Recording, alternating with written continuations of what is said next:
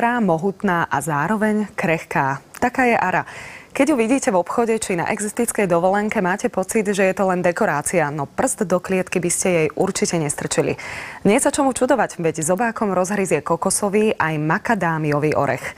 My vám teraz ukážeme Aru, ktorá je taká krotká, že svojmu pánovi doslova zobe z ruky. Áno, díde môj miláčik, jasné. Počkaj, ešte to doobliekame. Ara chloroptera v literatúre uvádzaná ako druhá najväčšia ara na svete. Po slovensky je to ara zelenokrídla. V dospelosti vážiaca aj 1,80 kg a rozpätie krídiel má 90 cm. Doma je v Južnej Amerike, ale zasa na Slovensku je medzi chovateľmi veľmi obľúbená a rozšírená. Jej jedálny lístok je podobný ako náš, ak máme ovšem na mysli zeleninu alebo ovocie. Orechy milujú a najmä neolúpané. Zobákom rozlúsknú všetko a navyše z toho majú obrovskú radosť. Takáto ručne dokrmená ara je domácim miláčikom rovnako ako pes či mačka, a to doslova. Venčiť sa totiž môže rovnako ako pes, poctivo na vôcke, kdekoľvek sa vám zachce a najmä bezpečne. Ak by vám Ara uletela, asi by vás to príliš nepotešilo a nie len kvôli peniazom. Poď. Ľudia si často myslia, že takýto veľký papagaj narobí aj poriadne veľa hluku. Opak je však pravdou. Ak je Ara spokojná, tak neškrieka. Dá o sebe vedieť a vtedy je to poriadne počuť. Avšak škrieka o mnoho menej ako menší papagaj. Alexandra Kepazová, televízia Joj. Ako vidíte, trochu sme zmenili prostredie, aby sa naši hostia cítili maximálne príjemne. Teraz mám totiž na mysli týchto krásnych operencov a ich majiteľku, ktorá nám prišla trošku porozprávať o tom, ako sa vtáky chovajú, a Janko Mečer je tu ešte s nami. Operencov myslela papagája mňa a majiteľku pani Adrianu Naďovú, chovateľku papagájov. Tento krásavec sa volá ako? Nemá meno? Ešte nemáme, no to je mláďatko, takže ja im mená nestihnem dať, to si dávajú potom až majiteľia. Zatiaľ nevydal ani zvuk, podľa toho, čo hovorila kolegyňa v predchádzajúcom šote, je asi maximálne spokojný.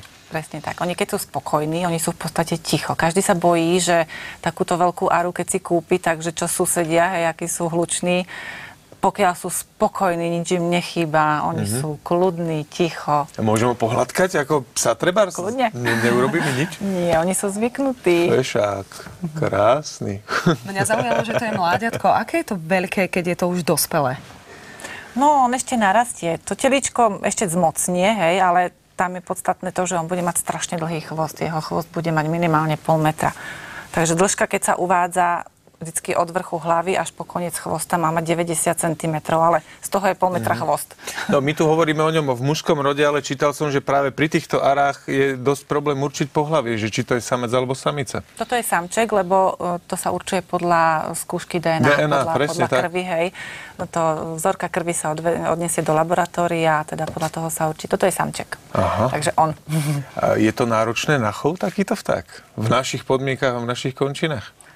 No, tak oni, divé vtáky, ako rodičia, chovný pár, potrebujú veľké voliery, prelet, hej, takže, a tie sú samozrejme aj hlučnejšie, tie chovné páry, takže to naozaj v meste asi ťažko niekto bude chovať, to skôr. Čiže robia pri tom poriadny ten hluk, no, to musí byť zaujímavé.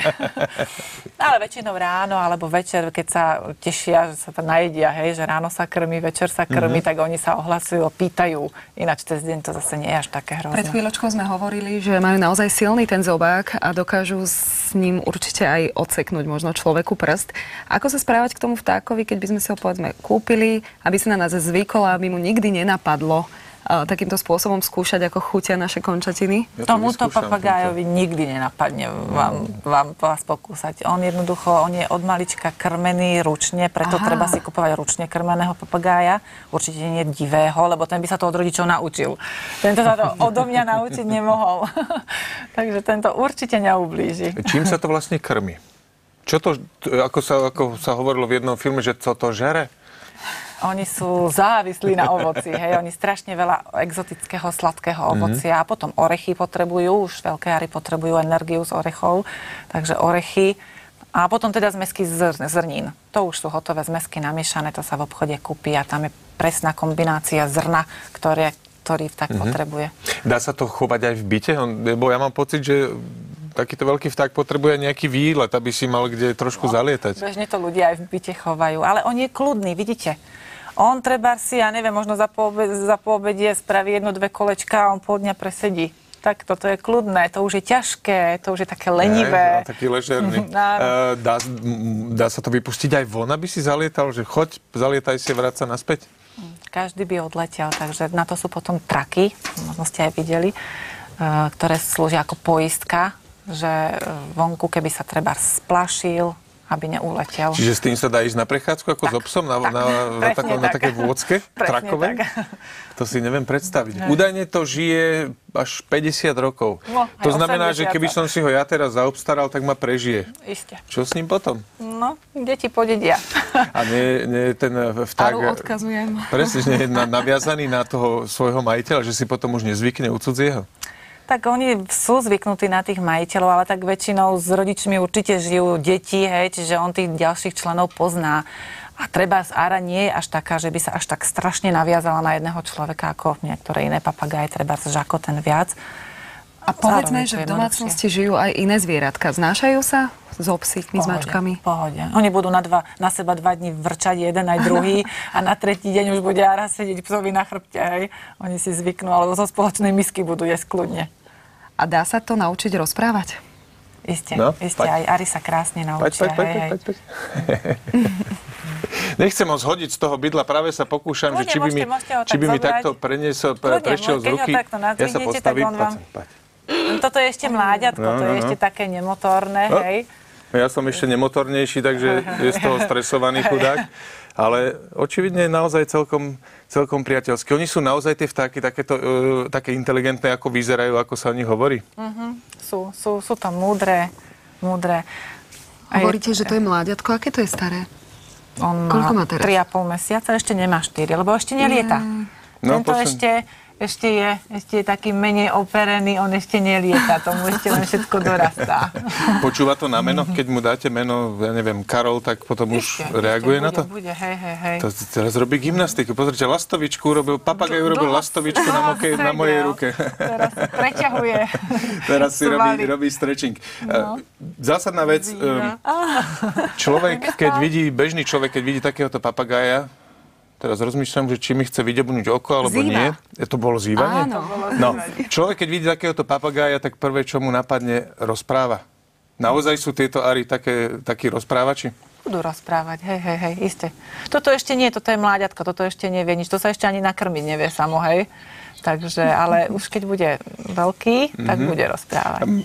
Asi málo kto vie, či ten papagáj naozaj vie, čo hovorí, alebo čisto len imituje tie zvuky, ktoré sa naučil od svojho pána, od svojich ľudí. Oni si to väčšinou spoja s niečím, hej? On si spojí nejakú činnosť s nejakým slovom a on to skôr tak po pamäti hovorí, hej?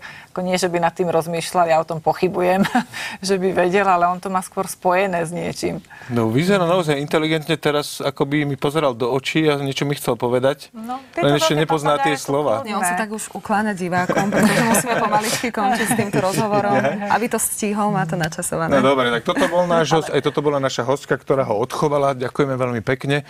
A keď bude veľký, možno príďte znova. Hej. No, poď, pozrite. Ďakujeme krásne. Európsky šampionát vo futbale v Poľsku a na Ukrajine má už za sebou polovicu zápasov skupinovej fázy.